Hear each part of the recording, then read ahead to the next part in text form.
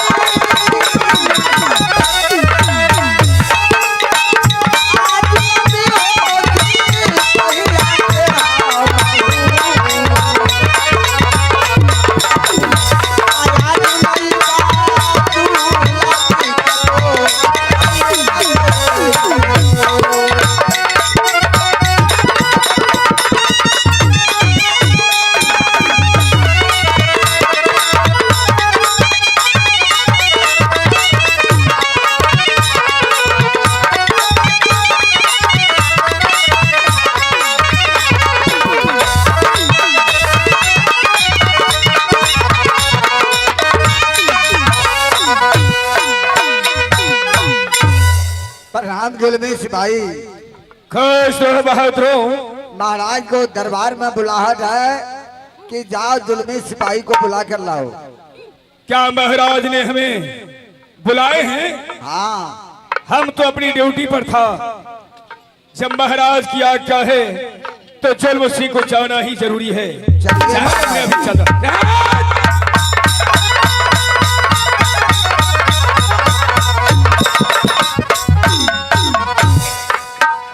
महाराज की जय। जय जय। महाराज जुल्मी सिंह, आप बतावें, हम तो पहली गेट पर ड्यूटी कर रहा था। आपने मुझे ये 14 कोस के राज कच्छ में बारी जुल्मी सिंह के ऊपर आपने सौंपा था। ये तो बात सही है। आज क्या बात है? महाराज राज दरबार बुलाए। एक बात कहने के लिए चाहता हूँ जुल्मी सिंह। याद सोलापुर राज्य में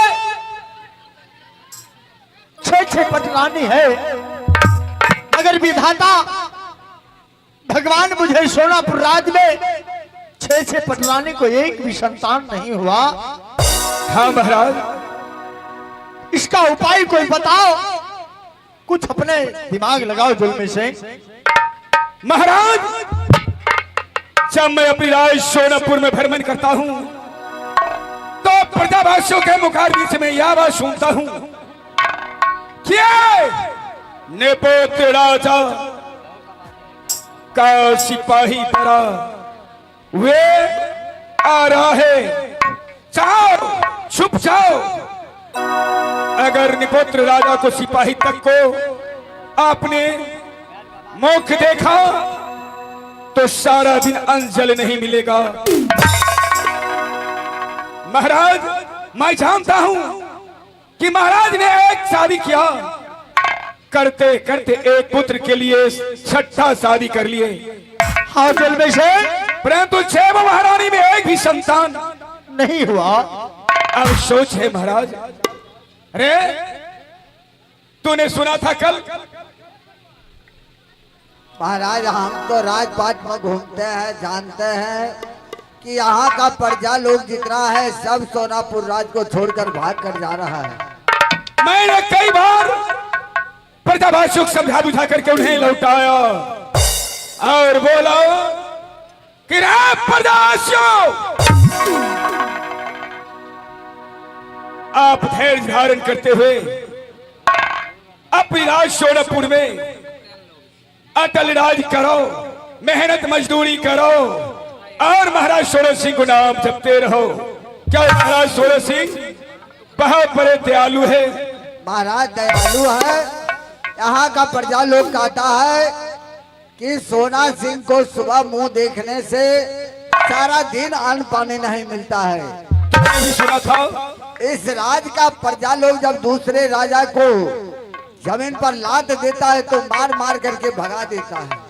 बिल्कुल तूने ठीक कहा। कहता है तुम निपुत्रा राजा का प्रजा है, तुम सोनापुर राज से आगे नहीं बढ़ सकते हो। और ये एक सवाल मेरा है, क्या घर आओ मेरे पास और डरता क्यों है रे? बहादुर, महाराज जब से मैंने महाराज सोनापुर को मैंने ड्यूटी संभाला और तू भी संभाला है ना? सही बात है महाराज। उस दिन समय किसी भिखारी,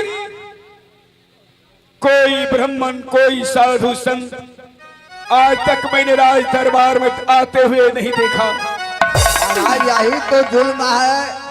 साधु संत कोई ब्राह्मण आता है तो घर घर में सबको भाग राशि बताता है और उन्हें भोजन करा करके दान दक्षिणा देकर अपने द्वार से विदा कर देते हैं। लेकिन क्यों? अपना राज में तो वो सब आया नहीं, ना कहियो महाराज दान किए हैं। बिल्कुल ठीक कहा। कहीं ये प्रायश्चित महाराज को तो लगा नहीं है। हम दोनों आपस में विचार करके और शीघ्र चले, महाराज को हम इस बात की समझौता करें। चलिए महाराज। हेलो, अरे चलो करो, चलो ना